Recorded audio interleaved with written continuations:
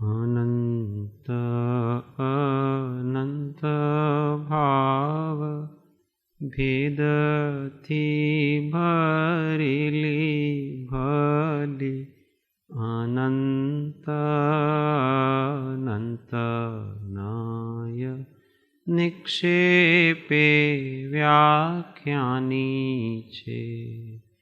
सकल जगत हित कारिणी हारिणी मोह तारिणी भवाब्धि मोक्ष चारिणी प्रमाणी छे। उपमा आप्यानी जेने तमारा खवीते आपवाथी निज मति मापाई में मानी छे। अहो राज चंद्र बाळ ख्याल नथी पामताय जिनेश्वर ताणी जाणी तेणे जाणी छे। गुरुराज ताणी वाणी जाणी तेणे जाणी छे। मोक्षमार्गस्य नेतारं भेतारं कर्मभूभृतां ज्ञातारं विश्वतत्त्वानां वन्दे तद्गुणलब्धे वन्दे तद्गुणलब्धे। ओ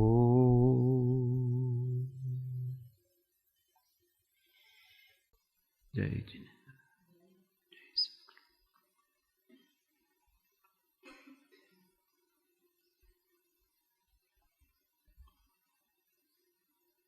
तत्व विचारणाમાં श्री तत्वार्थ प्रबोधिनी तत्वार्थ सूत्रनी टीका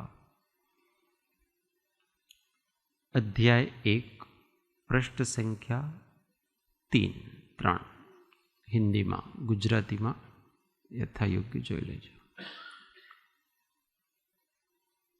वंदन भगवान को क्यों करना चाहिए, कितने प्रकार का वंदन होता है, इसकी विचारणा चल रही है। तो जो चौथे प्रकार का वंदन है, आचार्य देव प्रारंभ के 3 कारणों से युक्त नमस्कार को अपने मोक्ष प्रयोजन की सिद्धि में अनुपयोगी मानते हुए चौथे कारण वाला नमस्कार वितराग सर्वज्ञ देव को करके हमें भी निष्काम भाव से यह चौथे भाव वाला नमस्कार ही करना चाहिए, उसी से सर्व सिद्धि होती है, ऐसा बोध दे रहे हैं। आचार्य ने कौन से वाला नमस्कार किया? चौथे वाला। पहला कौन सा है? 4 वंदन हैं। पहला कौन सा वंदन है? भय के कारणों से। दूसरा लोभ के कारणों से। तीसरा शिष्टाचार के लिए होता है। और चौथा भक्तिवश होता है। तो भक्ति से ऐसा अपने को निष्काम भाव से किसी भी प्रकार की लौकिक इच्छा नहीं रखते हुए केवल अंदर से भक्ति उमड़ती है, इससे होता है। अब आगे जिज्ञासा करते हैं। भगवान से उनके जैसे गुणों की प्राप्ति की अभिलाषा भी तो एक प्रकार की कामना ही है, तो फिर यह नमस्कार निष्काम कैसे हुआ? अभी आपने कहा कि निष्काम भाव से करो, और भगवान से कुछ भी मांगना वो तो कामना ही हुई, तो आप निष्काम कैसे हुआ? ये ऐसा प्रश्न क्या है, उसका समाधान यहाँ कामना से तात्पर्य मात्र इंद्रिय भोगादि रूप लौकिक इच्छाओं से है। गुण प्राप्ति, मोक्ष प्राप्ति इत्यादि पारमार्थिक भावनाओं से नहीं है। वास्तव में लौकिक इच्छाओं को ही कामना कहते हैं, क्योंकि यह संसार परिभ्रमण का कारण होती है। मोक्षादि की इच्छा कामना न होकर भावना कही जाती है, क्योंकि इससे संसार परिभ्रमण बढ़ता नहीं वरन कम होता है, क्योंकि यह स्वभाव की प्राप्ति का साधन है। कामना भोगादि की इच्छा रूप है तथा भावना स्वभाव प्राप्ति की पवित्र अभिलाषा है। कामना तत्काल और परंपरा से भी मात्र व्याकुलता की ही जननी है तथा भावना तत्काल और परंपरा से भी निराकुल आत्मिक सुख की प्रदात्री है। अतः भगवान के गुणों की कामना वास्तव में कामना न होकर पवित्र आत्म भावना ही है, क्योंकि वह कामना का फल आकुलता उत्पन्न नहीं करती वरन निष्कामता का फल निराकुलता पैदा करती है। यहाँ पर कामना और भावना में अंतर बताया गया है। तो भगवान से मोक्ष प्राप्ति की, उनके जैसे गुणों की प्राप्ति की जो भावना कामना करते हैं वो वास्तव में कामना नहीं है, भावना है। काम और भाव, काम शब्द इच्छावाचक है, भाव शब्द स्वभाववाचक है। तो कामना में कुछ न कुछ इच्छा होती है, परंतु भावना में इच्छा होती नहीं है। भावना वस्तु का स्वरूप जैसा है वैसा चिंतन करना, उसको भावना कहते हैं। उसकी अभिलाषा करना भी भावना ही है। स्वभाव की अभिलाषा करना भी, क्योंकि उसका फल क्या है? स्वभाव की प्राप्ति, लौकिक फल की प्राप्ति नहीं है। इसलिए तद्गुण लब्धे, इस प्रकार की जो बंधन किया उसमें कामना नहीं है, वो भावना की जा रही है। क्योंकि कामना का फल क्या होता है? संसार का परिभ्रमण। वो वर्तमान में भी आकुलता पैदा करती है और परंपरा से भी उसको आकुलता ही होती है उससे। और भावना है वो वर्तमान में भी निराकुलता पैदा करती है और परंपरा से भी उसको निराकुल सुख की प्राप्ति होती है। इसलिए आत्म भावना भावता जीव लहे केवल, आत्म कामना भावता ऐसा नहीं, भावना करनी चाहिए। आगे कहते हैं जिज्ञासा, फिर से, क्या नमस्कार करने मात्र से परमात्मा जैसे गुणों की प्राप्ति हो जाती है? अभी आचार्य महाराज ने नमस्कार किया और कहे कि आपके गुण मुझे मिल जाए, तो केवल नमस्कार करने से मिल जाएंगे? तो उसका उत्तर देते हैं, अगर नहीं मिलते तो नमस्कार क्यों करते? इसका मतलब कुछ बात है इसमें। तो उसका समाधान, हाँ, यदि नमस्कार तथा रूप हो तो उससे तद्गुणों की प्राप्ति संभव है। यदि वास्तव में नमस्कार किया जाता है अंदर से, तो तुरंत परमात्मा अंदर से ही प्रकट होता है। कैसे वो बताएंगे। नमस्कार के 3 भेद हैं। पहला द्रव्य नमस्कार, जो कि पंचांग, साष्टांग, उत्तमांग इत्यादि काय की क्रिया रूप है। दूसरा भाव नमस्कार है, जो कि हृदय में परमात्मा के गुणों का चिंतन करते हुए उनके प्रति अहोभाव से नम्र वृत्ति युक्त होने रूप है। तथा तीसरा निश्चय नमस्कार है, जो कि परमात्मा के गुणों का चिंतन करते करते उनमें इतना तन्मय हो जाना कि ये मेरे आराध्य वितराग देव हैं और मैं उनका आराधक हूँ, इस प्रकार का द्वैत भाव समाप्त होकर निर्विकल्प होकर अपने ही स्वात्मा में लीन होने रूप है। इस निश्चय नमस्कार से निश्चय ही परमात्मा गुणों की संप्राप्ति होती है। इसी का नाम तथारूप नमस्कार है। पूर्व के दो नमस्कार परंपरा से परमात्मा गुणों की संप्राप्ति कराने में समर्थ हैं। तो नमस्कार करने मात्र से ही परमात्मा जैसे गुणों की प्राप्ति हो जाती है। पर कौन सा नमस्कार करना चाहिए, कौन से नमस्कार से होती है? तो निश्चय नमस्कार से होती है। नमस्कार के यहां 3 भेद बताए। पहला द्रव्य नमस्कार। द्रव्य नमस्कार वो काय की क्रिया रूप है, ऐसे हाथ जोड़ते हैं। उत्तमांग कहते हैं सिर, सिर को झुकाना, वो उत्तमांग नमस्कार है। पंचांग कहते हैं अपने बैठते हैं तो 2 घुटने, ये 2 कोहनियां हाथ और ऐसे झुकाना, मस्तक झुकाना, उसको पंचांग नमस्कार कहते हैं। अपन वो जो बैठ के करते हैं और पूरे सो जाते हैं तो वो अष्टांग मतलब साष्टांग नमस्कार कहलाता है। ये सभी द्रव्य नमस्कार हैं, शरीर की क्रियाएं हैं। अब इस शरीर की क्रिया के साथ जो अंदर का विनय भाव है वो भाव नमस्कार है।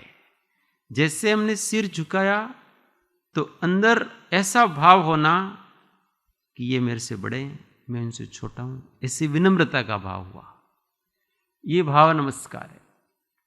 और अधिक भाव बढ़े तो नीचे बैठ करके पंचांग नमस्कार का, और अधिक विनम्रता बढ़ी, और अधिक बढ़ जाता है तो साष्टांग दंडवत नमस्कार करते। ये सब अंदर के भावों को बताता है, यदि अंदर के भाव हो तो, नहीं तो खोटो खोटो करे तो केवल दूसरों को दिखाने के लिए अथवा लोभ लालच के लिए करता है तो नहीं, अथवा उनको अपने वश में करने के लिए करता है तो भी नहीं, उनको अच्छा दिखे इसलिए करता है तो भी नहीं। अंदर के भक्ति भाव से करता है तो उस द्रव्य के साथ भाव जुड़ा होता है। और जो निश्चय नमस्कार है, ये भाव नमस्कार तो क्या होता है कि जैसे उसके अंतरंग स्वरूप पता पड़ता है ना, वैसे वैसे वैसे उनके गुणों का स्मरण करते करते अहो भाव कहता हो, ओहो भगवान में ऐसा है भी, समस्त लोकालोक को जानते हैं तो भी कोई विकल्प नहीं,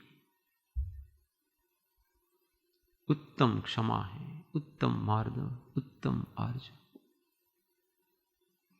जैसे जैसे अपन उनका चिंतन करते जाएंगे वैसे वैसे उनके प्रति अहोभाव बढ़ता जाएगा, जितने जितना उसका वितरागता का स्पर्श होता जाएगा। गजब की बात है। दुनिया में आग लग जाए तो भी उनको किसी प्रकार का कोई विकल्प नहीं जागता है। प्रलय आ जाए तो भी उनके आत्म प्रदेश हिलते नहीं है। उनका मुखमंडल विकृत नहीं होता है। उनकी चेष्टाएं हमेशा गंभीर और शांत रहती है। ऐसा है भगवान का रूप। कोई उनकी प्रशंसा करे तो भी उनकी कोई भाव भंगिमा में कोई अंतर नहीं पड़ता है। कोई निंदा करे तो भी उनके मुखमंडल में मुद्रा में कोई अंतर नहीं पड़ता है, क्योंकि अंदर कोई अंतर नहीं पड़ता तो बाहर भी नहीं पड़े। अंदर के भाव बाहर दिखते हैं सब। कोई बनावट करे वो बात अलग है। तो ये भाव नमस्कार है। अहो भाव पैदा होता है।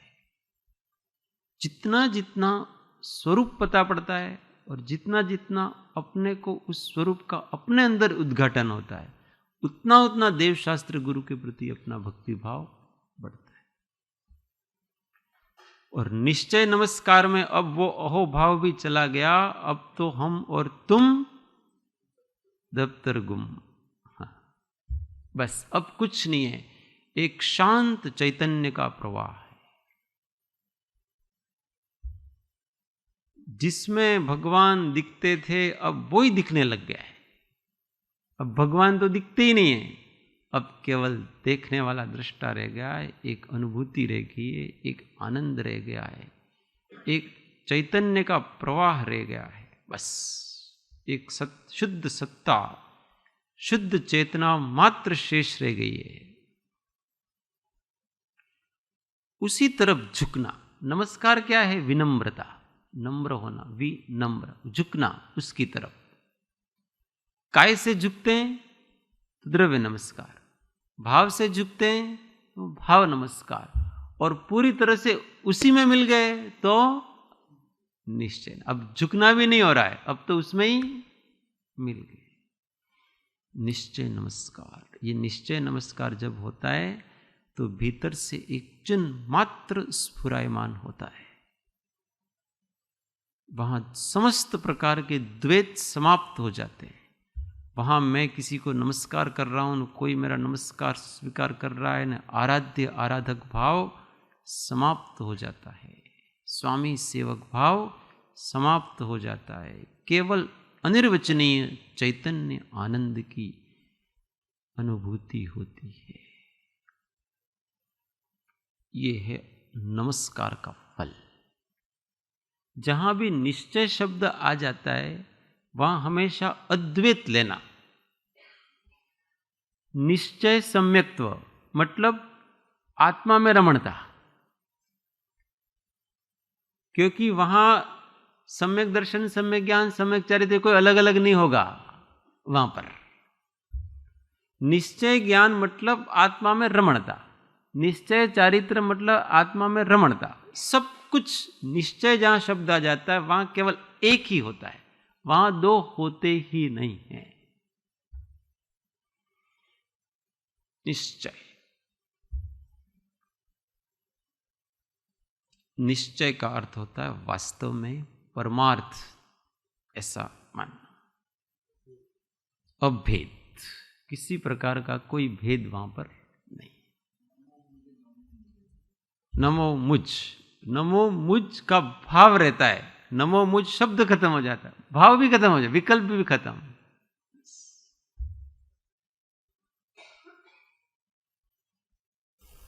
ऐसी दशा के बारे में बार बार चिंतन करना चाहिए, जहां न शोक है, न रोग है, न क्रोध है, न मान है, न माया है, लोभ है, कुछ नहीं हो, केवल शांत निराकुल चैतन्य, और वो मैं हूं। विकार रहित मैं, कामना रहित मैं, यही भगवान है, और कोई भगवान नहीं। जिज्ञासा। पूर्व के दो नमस्कार परंपरा से परमात्मा गुणों की संप्राप्ति कराने में समर्थ हैं। तो पहले के दो नमस्कार क्या करेंगे? अपने अंदर धीमे धीमे गुण विकास करेंगे, और बाद में हम निश्चय नमस्कार की ओर जाएंगे जैसे जैसे वास्तविकता बढ़ती। इसलिए पहले शरीर से ही धर्म करना चाहिए। भाव नहीं जागते हो ना तो कोई बात नहीं, पहले ओगे ओगे शरीर से तो करो, कम से कम जबरदस्ती करना पड़े तो जबरदस्ती करो। आप रुचि नहीं हो तो रुचि लाओ, और नहीं होती हो तो भी करो, पराणे। और इसके बाद फिर धीमे धीमे परिचय से प्रेम तो हो जाएगा। इस पे क्या है, शुरू शुरू में वो शादी करके जाती है बहन तो उसको अच्छा थोड़ी लगता है वहां, फिर धीमे धीमे परिचय बढ़ता है तो प्रेम हो जाता है, और बस फिर तो उसको मम्मी पापा याद नहीं आते हैं। अब आगे कहते हैं जिज्ञासा। परमात्मा के गुण जो कि परद्रव्य रूप हैं, उनके चिंतन से स्वात्मा में लीन कैसे हो सकते हैं? यह तो प्रकृति विरुद्ध है। भाई दूसरे के बारे में हम सोच रहे हैं, तो हम अपने आत्मा में कैसे लीन होंगे? फिर वो तो दूसरे कई विकल्प चलेंगे, अपना तो विकल्प, आत्मा में तो लीनता होगी ही नहीं। ऐसा प्रश्न पूछ रहे हैं। तो इसका समाधान करते हैं। नहीं, यह प्रकृति विरुद्ध नहीं है, क्योंकि गुण व्यक्ति विशेष न होकर भाव विशेष हैं। ये जो गुण है कोई व्यक्ति नहीं है। आपने चिंतन किया अनंत ज्ञान, अनंत दर्शन, क्षमा इत्यादि जो भी, तो वो कोई एक व्यक्ति नहीं है, वो तो भाव है।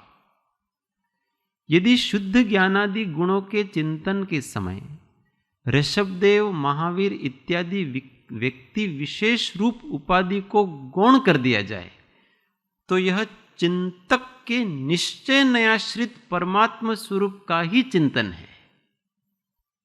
हम तो वो तो महावीर, ऋषभदेव तो मात्र अवलंबन है, उनमें प्रकट हुए हैं, परंतु उस व्यक्ति को गौण कर दिया है, उस भाव को ही मुख्य कर दिया जाए, तो वो भाव तो अपना आत्मा का है। और जो चिंतन कर रहा है ना, वो कौन कर रहा है?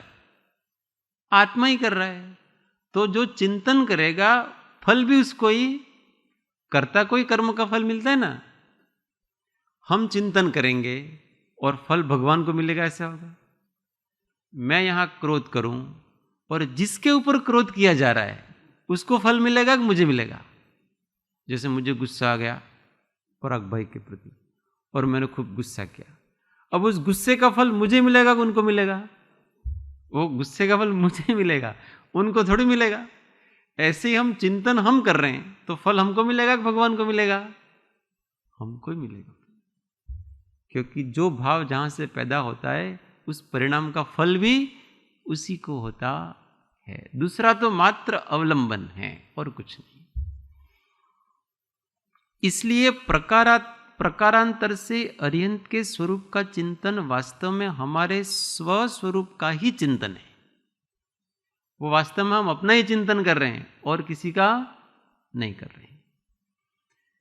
ऋषभादि व्यक्ति विशेष के नाम आदि का अवलंबन तो विशिष्ट प्रेरक बल की संप्राप्ति और उपयोग को अन्य विकल्पों से हटाने के लिए प्रारंभ में लिया जाता है।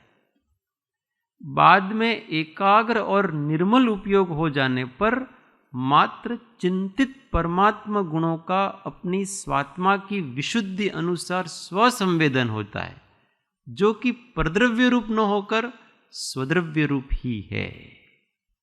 शुरुआत में अपने ऐसा होगा, महावीर भगवान की जय, ऋषभदेव भगवान की जय, भगवान महावीर का ऐसा था, आप ऐसे हो, आप ऐसे हो, आप ऐसे हो, आप ऐसे हो, ऐसे करके अन्य विकल्प हट जाएंगे। अन्य विकल्पों को हटाने के लिए और उन भावों की मूर्ति अपने अंदर बनाने के लिए, स्वरूप अपने अंदर विकसित करने के लिए उनका प्रारंभ में अवलंबन लिया जाता है। फिर जब भावना बनती है तो वो भावना फिर अपने अंदर ही परिणमित हो जाती है। इसलिए शुरुआत में ये सब करना, भगवान का नाम सहित चिंतन करना, पारसनाथ भगवान, उनको उपसर्ग हो रहा है, किस प्रकार से कैसे कैसे समता रखते हैं, धर्मेंद्र के प्रति कोई राग नहीं, कमठ के प्रति कोई द्वेष नहीं, तो उनका उपयोग कहाँ होगा? उनका उपयोग वस्तु स्वभाव में है। मैं सहज ज्ञान दर्शन स्वभावी हूं, न कोई मुझे सुखी करता है न कोई मुझे दुखी करता है, मैं स्वयं में परितुष्ट हूं, परिपूर्ण हूं। इसलिए धर्मेंद्र को अनुराग हो गया तो उसका फल उसको है, और इस कमठ को द्वेष हो गया तो उसका फल उसको है। मुझे उन दोनों से कोई लेना देना, जो जैसा करेगा वैसा पाएगा, मुझे कोई लाभ हानि नहीं उन दोनों से। ऐसा करके समता भाव में स्थिर हो गए तो अपने ऊपर भी जब ऐसा होता है तो अपने को ये याद करने का, कोई अपनी पूजा भक्ति आदि करता है तो अपने क्या, इससे कोई अपने को लाभ होने वाला है? कुछ लाभ नहीं होने वाला। और कोई अपनी निंदा करता है तो भी अपने क्या, अपने को नुकसान होने वाला है? नुकसान भी नहीं।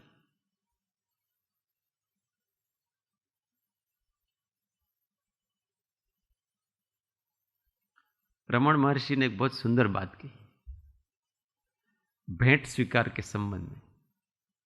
लोग आते, उनको कुछ न कुछ दे जाते हैं भेंट।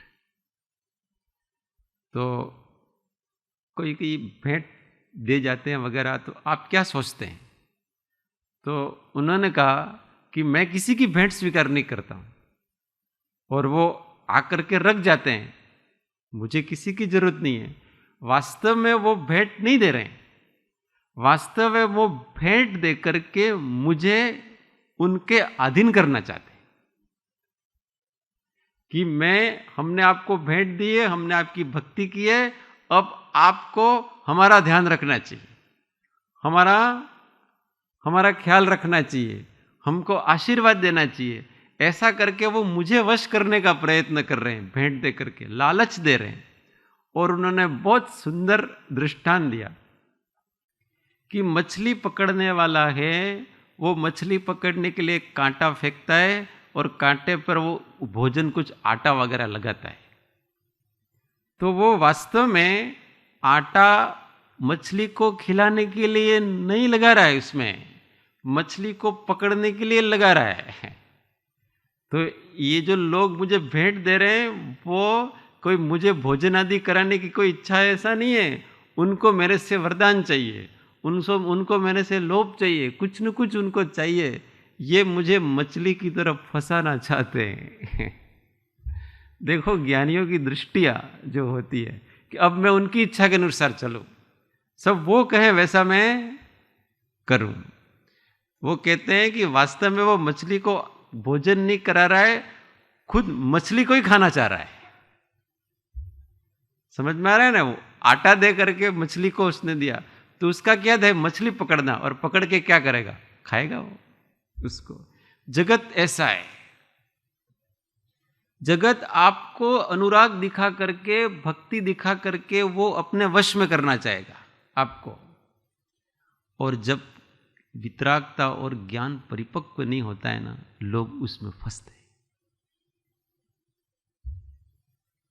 फिर आप उनके अधीन हो जाएंगे। फिर अपनी सब इच्छाएं वो संत महात्माओं से पूरी कराते हैं। सारी सांसारिक इच्छाएं वो कहते हैं ऐसा करो, हमको पैसा इकट्ठा करना, हमको ये कराना, हमको वो कराना है, और वो उनके हाथ की केवल कठपुतली बन के रह जाते। ऐसे लोगों से बहुत सावधान रहना चाहिए। निष्प्रही संत अलग प्रकार के होते हैं, वो किसी से खुश नहीं होते।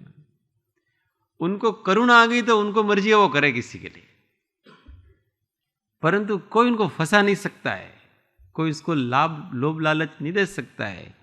पारसनाथ भगवान को धर्मेंद्र खुश नहीं कर सकते। कितनी भी रक्षा करे ना, कितनी भी स्तुति करे ना, वो उससे खुश नहीं होंगे। वो अपनी समता में रहे अपनी, और वो कमठ उनको नाखुश नहीं कर सकते, दुखी नहीं कर सकता है। ये वितराग तत्व है भाई।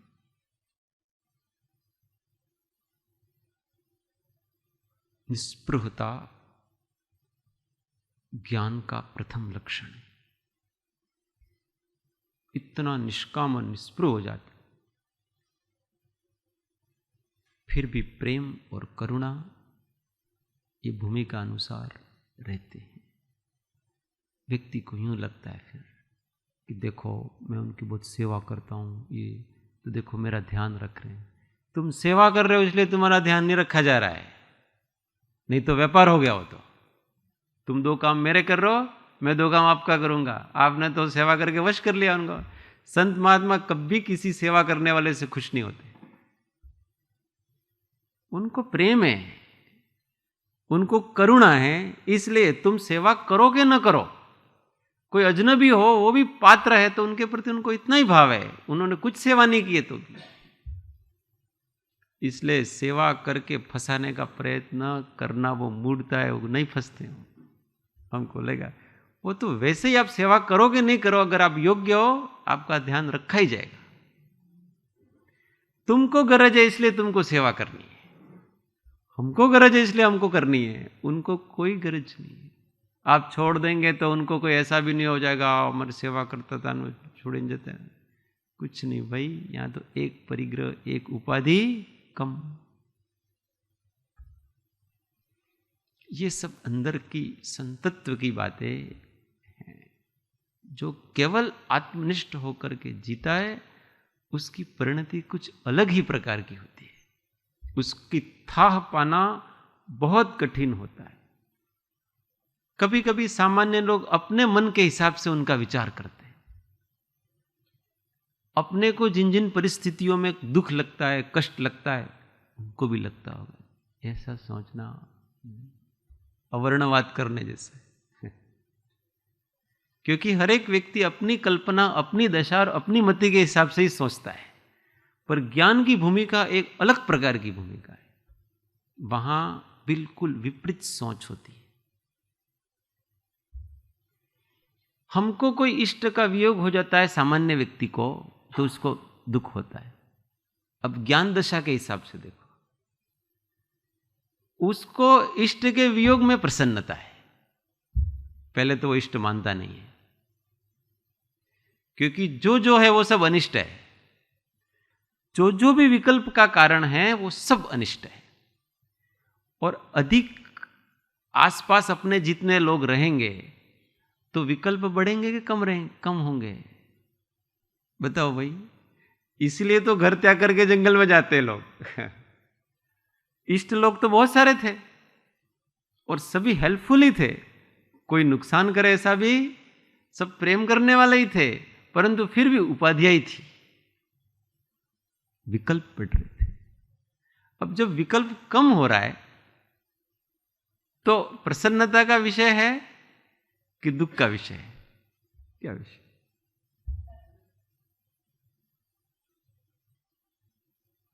तो उनको कुछ नहीं। कोई अपने पास है तो भी ठीक है, कोई पास नहीं है तो भी ठीक है। आत्मा को कोई लाभ हानि नहीं। आत्मानंद को किसी प्रकार से कोई फर्क नहीं पड़ता है। ऐसा केवल होकर के जीना, निष्प्रह होकर के जीना, तो ही जीना, नहीं तो मरते ही रहते अपन। जीते तो है ही नहीं, हर क्षण मरते हैं। इसलिए भगवान का चिंतन करेंगे, उस समता भाव का चिंतन करते करते अपना ही स्वसंवेदन होने लगता है। अब वो भगवान तो छूट गए, उनका चिंतन भी छूट गया, सब छूट गया, और अपना धीमे धीमे, क्योंकि विकल्प कम होते जाते हैं। और वो स्वसंवेदन है, वो परद्रव्य रूप न होकर स्वद्रव्य रूप ही है। अतः अन्य अरिहंतादि के अवलंबन से भी तदनुरूप हुआ जा सकता है, इसमें कोई दोष नहीं है। फिर दृष्टांत, उसका उदाहरण देते। कहा भी है, भिन्नात्म उपास्यात्मा परो भवति तादृशा, वर्ते दीपम यथोपास्य भिन्ना भवति तादृशी। ये समाधि तंत्र की 57 नंबर की गाथा में यही कहा है। भिन्न दीपने से विने बत्ती दीपक था। यह आत्मा अपने से भिन्न अरहंत सिद्ध रूप परमात्मा का ध्यान करके उसी रूप अर्थात अरहंत सिद्ध रूप परमात्मा हो जाता है, जैसे दीप से भिन्न बत्ती दीपक की उपासना करके उसी रूप अर्थात दीपक हो जाती है। देखो, बाती और दीपक दोनों अलग अलग है। अब वो दीपक, वो बाती है, वो जलेगी तो क्या होगा? अग्नि रूपी हो जाएगी। उसको जब अग्नि का संयोग कराएंगे तो वो अग्नि रूप ही बाती हो जाती है, अपना स्वरूप खो देती है। उसी प्रकार से हम परमात्मा का चिंतन करेंगे तो स्वयं परमात्मा ही हो जाएंगे। ये जो अनात्मा है वो नष्ट हो जाएगा। हाँ, प्रश्न? माइक अपना।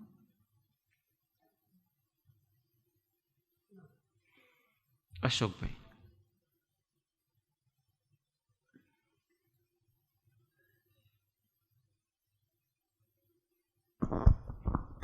वो परमात्मा का चिंतन करके धीरे धीरे निज स्वरूप का चिंतन।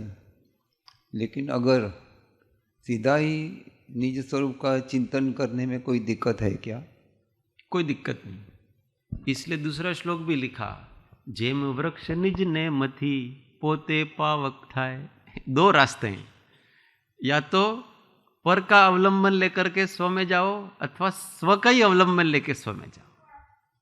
परंतु साधारण रूप से सामान्य साधक की इतनी योग्यता शक्ति नहीं होती है कि वो केवल स्व का ही अवलंबन लेकर के, इसलिए पर का थोड़ा अवलंबन लेना पड़ता है और फिर स्व में जाए। पर परिपक्व साधक हो गया है, उसको तो फिर पर का बहुत अधिक अवलंबन बार बार लेने की जरूरत नहीं है। वो तो जो स्वरूप निर्णय हुआ है उसको ही बार बार भावना करता रहता है। इसलिए यथार्थ स्वरूप का निर्णय होने के बाद पर का अवलंबन कम लिया जाता है। इसके पहले पर का अवलंबन, क्योंकि एक बार निश्चय हो गया, परमात्मा का साक्षात्कार हो गया, इसके बाद तो उसी की उसी भावना करनी है, उसी की दृष्टि रखनी है, उसी का लक्ष्य रखना है। इसके पहले की भूमिका वाले को ये करना पड़ता है। इसलिए ये तो सबसे अच्छा है। इसलिए सबसे अच्छी चीज क्या बताए, अपना आश्रय लो, ये मैं हूं, मूल वस्तु ये। आप किसी का भी अवलंबन करेंगे परंतु मैं तो बचेगा ही। अब मैं को नहीं टाल सकते उसमें, तो क्यों नहीं सीधा ही उसी को पकड़ा जाए और जो केवल मैं है उसी पर अपना पूरा उपयोग लगाया जाए, जो कि अनुभव स्वरूप है, जो कि केवल है, अमूर्त है, जिसका कोई स्पर्श नहीं, रस नहीं, गंध नहीं, वर्ण नहीं, आकार प्रकार नहीं, शब्द नहीं, फिर भी जो है अनुभव में आता है और सतत रहता है। कोई समय ऐसा नहीं है कि ये जो मैं रूप अनुभूति नहीं रहती है। समस्या है कि जीव क्या करता है कि उस मैं, जो सामान्य मैं है, उसकी अनुभूति नहीं करता है और कर्म से मिश्रित जो रागादि परिणाम है उसको मुख्यतः करता है उपयोग में। पर राग के समय भी मैं है, वैराग्य के समय भी मैं है,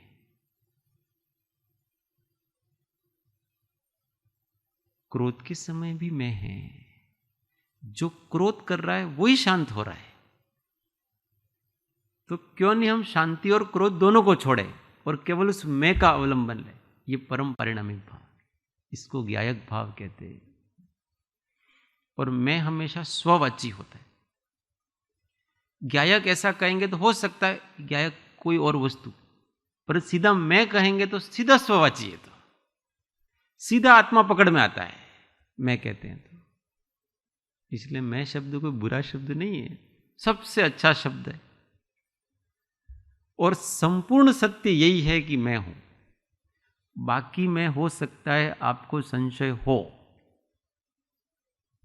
भगवान सर्वज्ञ वितराग है कि नहीं, ये हमने नहीं देखे, संशय का विषय हो सकता है, पर अपना होना तो कोई संशय का विषय नहीं है ना। तो क्यों नहीं जो वर्तमान में है उसी पे ध्यान लगाया जाए, उसी को पकड़ा जाए, उसी के शुद्ध स्वरूप को पकड़ा जाए। इसलिए मैं हूं ये पक्का है। अब निर्णय ये करना है कि मैं कौन हूं। इसको भेद ज्ञान करते करते सच्चे मैं को निर्णय कर लिया जाए, फिर तो उस सच्चे मैं की बार बार दृष्टि रखी जाए, भावना करी जाए। एक भव ऐसी साधना कर ली ना, एक ही भव बाकी रहेगा, ज्यादा से ज्यादा एक दो बस। क्योंकि इस स्व की भावना में समस्त वासनाएं जल करके खाक हो जाती। और जब वासना ही नहीं रहती है तो पुनर्जन्म कैसे? पुनर्जन्म तो वासनाओं से होता है, इच्छाएं बाकी रह जाती है। अब यहां तो कोई इच्छा रहित जो मैं है उसी पर बारंबार उसी की रुचि हो जाएगी, तो फिर कहां से रहे? इसलिए वास्तव में सच्ची साधना, पारमार्थिक साधना करना तो बहुत सरल है, परंतु जीव इधर उधर में अटक गया है। उसको यूं लगता है कि मैं ये करूंगा तो ये हो जाऊंगा, मैं ये करूंगा तो हो जाऊंगा। कुछ करने से कोई नहीं हो रहा है। यहाँ केवल आप जो हो वैसा अपने आप को निर्णय करो और उसी रूप रहने का हमेशा प्रयत्न करो। धीमे धीमे वीतराग हो जाएंगे। अब जहां खड़े हो वहां अपने आप को पाओगे कि अब मैं मुक्त हो रहा हूं। और धीमे धीमे ये लगने लगेगा कि मैं जिसको बंधन समझ रहा था वो बंधन ही नहीं था। मेरी अभानता, मेरी अजागृति बंधन अनुभव करती है। जब जागृत होता है तो कोई बंधन नहीं है। हमको लगता है कि ये कपड़े हमारे लिए बंधन है, हमको लगता है कि ये शरीर हमारे लिए बंधन है, हमको लगता है कि ये हमारे घर परिवार वाले हमारे बंधन है। पर वास्तव में देखो कोई बंधन नहीं है, केवल एक अजागृति, बेभानपना, ये बंधन है। हमने गलती से उसमें अध्यास कर रखा है। कल्पना का निवारण करो, वहीं वहीं जैसे हो ज्यों की त्यों धर दीनी चदरिया। साधना की जाए, इधर उधर की बातों में उपयोग कम लगा करके स्वरूप की साधना की जाए। फिर तीर्थंकर आदि क्यों जंगल में चले जाते हैं? मैं की भावना, वो तो घर में भी रह के करते हैं, घर कपड़ा मकान में रह के भी। आपको जिस वस्तु से अनुराग नहीं रहेगा ना, प्रकृति की ऐसी व्यवस्था है कि आप उससे छूट जाओगे। अब कैसे रह सकते हो? आपको इस कोबा आश्रम से अगर अनुराग नहीं रहा ना, ये छूट जाएगा। आपको आपकी पत्नी से अनुराग नहीं रहेगा तो आपकी पत्नी छूट जाएगी। ये वस्तु व्यवस्था है। ये वस्तु व्यवस्था ऐसी है कि जब तक किसी के प्रति राग रहता है तब तक ही वो वस्तु का संयोग रहता है, और जब राग खत्म हो गया, वस्तु का संयोग खत्म हो गया, आपको मिलेगा ही नहीं वो वस्तु, आपके पास आएगी ही नहीं वो वस्तु। ये ही वस्तु व्यवस्था है, ये तो समझनी है। इसलिए हमको राग निकालना है। व्यक्ति राग तो नहीं निकाल रहा है, वस्तु को निकाल रहा है। वो तो राग बचेगा तो वस्तु तो बार बार आएगी और मिलेगी, और उन्होंने राग को निकाल दिया। फिर क्या? राग निकल गया। अंतिम श्वासें जब राग लेता है तब सब कुछ खत्म हो जाती है। वो अंतिम श्वासें थी उनकी राग की, कैसे रह जाएगा? इसलिए सन्यास के बारे में एग्जाम्पल देते हैं कि सन्यास क्या है। सन्यास पके हुए फल का पेड़ से गिरना। जब पेड़ वो फल पक जाता है तो अपने आप अलग हो जाएगा। हमको तो इतनी धीरज रखनी है, अपनी इतनी साधना कि हम उस फल को पकने का इंतजार करें, और जैसे ही पकेगा वो तो अपने आप अलग हो जाएगा। हम कोई भी व्यक्ति घर पे कब रह सकता है? जब उसको राग हो। जैसे राग खत्म हो गया, आप उस जगह रह ही नहीं सकते हैं, उन लोगों के साथ रह ही नहीं सकते, और रहोगे तो भी एकदम अलिप्त होकर के रहो। आपको उनके सुख दुख आपको प्रभावित नहीं करेंगे। किसी के साथ संयोग है, इसका पता कैसे लगाना कि मैं इनके साथ रह रहा हूं? जैसे मैं यहां रहता हूं, तो मैं ऐसे कैसे कह सकता हूं कि मैं यहां रहता हूं? किसी एक क्षेत्र विशेष में रहना तो रहना कहलाता नहीं है। किसी के साथ संयोग तभी कहा जाता है कि उस संबंधी सुख दुख अपने को हो, उसका प्रभाव अपने ऊपर पड़े, तो समझना कि उससे उसका योग है। और उसका पड़ता ही नहीं, आप किसी के पास रहो पर उसके सुख दुख का आपके ऊपर कोई प्रभाव नहीं पड़ा, तो वो आपका संयोग नहीं तो इस षड द्रव्यात्मक लोक में तो हमेशा किसी न किसी के पास तो है ही अपन। तो हमेशा बंधन में, किसी वस्तु के पास रहने से, किसी व्यक्ति के पास रहने से अगर आप बंधन मानोगे, तो षड द्रव्यात्मक लोक में सिद्ध भगवान भी अभी किसी न किसी वस्तु के पास भी है, किसी न किसी व्यक्ति के पास भी है। वहां भी जीव है, वहां भी पुद्गल है, वहां भी धर्म है, वहां भी अधर्म है, वहां भी आकाश। किसी के समीप रहना ये योग नहीं है, किसी का इफेक्ट होना ये योग है, ये संयोग कहलाता है। अब जहां भी रहो इफेक्ट नहीं, उसका प्रभाव नहीं, और जब तक प्रभाव है तब तक अनुराग है, और तब तक कहा जाएगा कि आपके कर्म के उदय से ये आपका संयोग है। तब उस कर्म के उदय का आरोप उसके ऊपर आएगा, नहीं तो उदय का आरोप भी, निमित्त का आरोप भी आता नहीं। भूमिका को पहचाने और भीतर के ज्ञान और वैराग्य निर्ममत्व भाव को निरंतर वर्धमान करें, सब कुछ स्पष्ट हो जाएगा।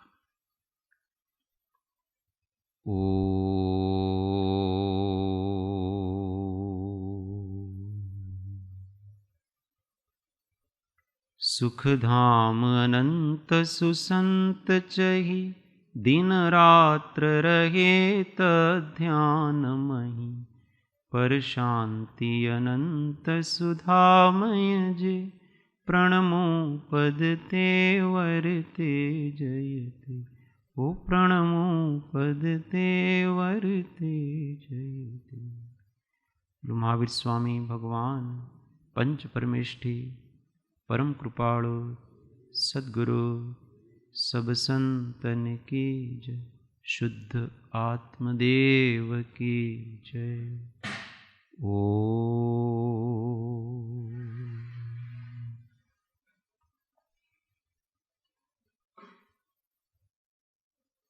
जय सद्गुरु।